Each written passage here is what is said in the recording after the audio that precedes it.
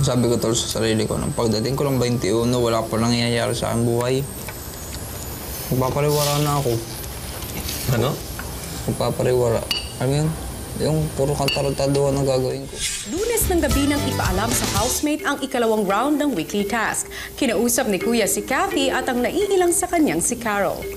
Pink team? Opo. Hi, Kuya. Bakit nga ba pareho kayo naka-pink? Nagkataon lang po, Kuya. We're best friends. If she wears pink, I wear pink.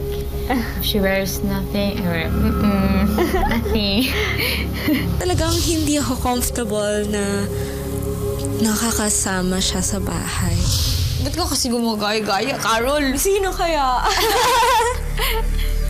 Okay. Kathy, Carol. Sa ikalawang araw ng inyong laban versus Big Brother India, ngayon naman, ang inyong magiging theme ay floral o bulaklak. Matapos malaman ang susunod na tema, ay agad sinimula ng housemates ang food carving. Like sprinkle of flowers all over it. Sa tol, ganon nipis-nipisan mo, ganyan para madami tayong magawa. Ganon lang ang nipis.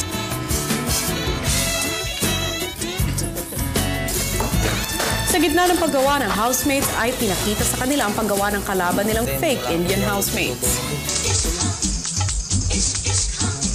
Dini ka, kaya kita dini, oh. Ayun, oh.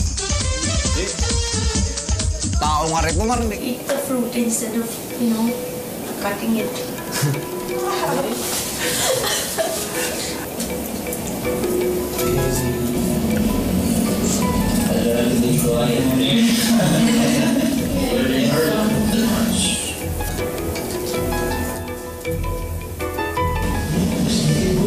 Ay, galing naman naman.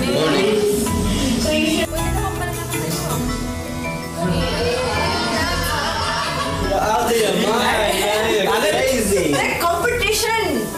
You have to get your head in the game. This is for garlic. You're supposed to eat now. Oh man. Ganda ko yun. Ganda ng rose niya, boy. Sinabi ko po sa Pilipinas. We have to have a base. Bell pepper lang pare-parehas yun. Habang seryoso sa food carving, seryoso rin ang usapan ng magkaibigang sina Paul Jake at Jason. Tol, masarap pag tol maging mayaman. Sarap maging mayaman. Swerte lang talaga kami tol kasi yung parents namin sobrang Sipag. Sabi ko tol sa sarili ko, nang pagdating ko ng 21, wala pa nangyayari sa aking buhay. Magpapariwara na ako. Ano? Magpapariwara. Alam mo yun? Yung puro kantarantaduhan ang gagawin ko. Sabi mo sarili mo? Pagdating ko ng 21, nagkataon na pasok ako dito kay Big Brother. Ang ibang housemates seryoso rin sa paggawa at mukhang nasasanay na sa food carving.